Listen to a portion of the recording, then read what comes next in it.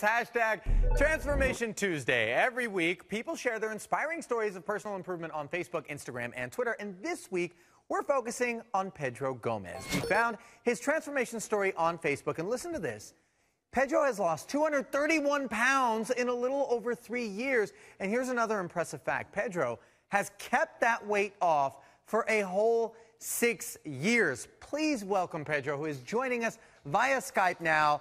And his audio is going to be over the phone. Pedro, at your biggest, you weighed an astonishing 419 pounds at 6 feet yes, sir, I did. even. How did you gain that much weight? Well, I was an emotional eater most of my life. I was dealing with personal tragedies in my family since I was just 5 years old. What kind of foods are we talking about, Pedro? I mean, you weren't emotionally eating health food. You were eating bad stuff. Yes, fried chicken, plantains, fast food, you name it, KFC, Mickey D's, pizza, and in large portions to it. And I'm not just talking about, for example, back in the day, I used to eat Mickey D's. I used to eat 2 meals in one sitting. Or at Pizza Hut, I would eat an entire meat lovers pie with stuffed crust, half breadsticks, and a full box of buffalo wings all in one sitting. Wow. So I was not only not mindful about what I was eating, I was also not mindful about my portions either. Right. So, Pedro, tell me what the turning point was. What was that moment where something clicked for you and you decided this has got to stop? I think it was about 2005. Before the doctor I was seeing at the time told me that the only way I could lose weight was to get the bypass surgery. I fell down the stairs at the job I was doing at the time, and I almost passed out, and I had to be rushed to the hospital, and that became my turning point. I almost couldn't walk. I was limping. I remember that day when I had to just rest a couple of days, and that, along with my doctor at the time telling me that gastric bypass surgery was the only way I could lose weight, became my turning point.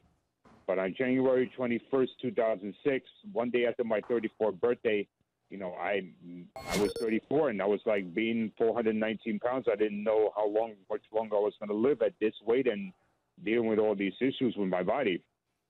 So I needed to change. Yeah, no question. I guess after gastric bypass, one of the big traumatic things for people is that they go from being accustomed to eating the volume of food that you were eating to really extraordinarily small portions. How did you deal with that? Well, one day after my birthday, I had chosen to go to my first Weight Watchers meeting, which is at the gym where I was working out at the time. And so going to the class every week taught me how to eat better, eat healthier, make better choices, and eat smaller portions, and be more active. And the great thing I love about Weight Watchers, even after 9 years, is that it's not a diet; it's a lifestyle.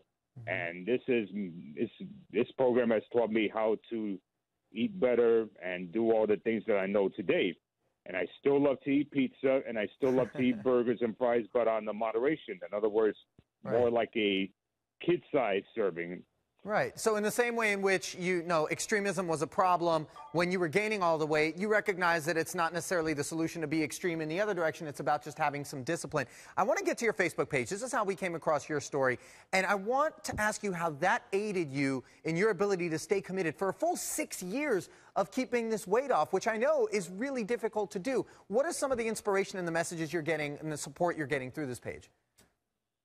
The support I'm getting through my page is from friends, family, and also other people who are trying to change their lives to healthy living, who I met on Facebook or Twitter or just by walking across the street.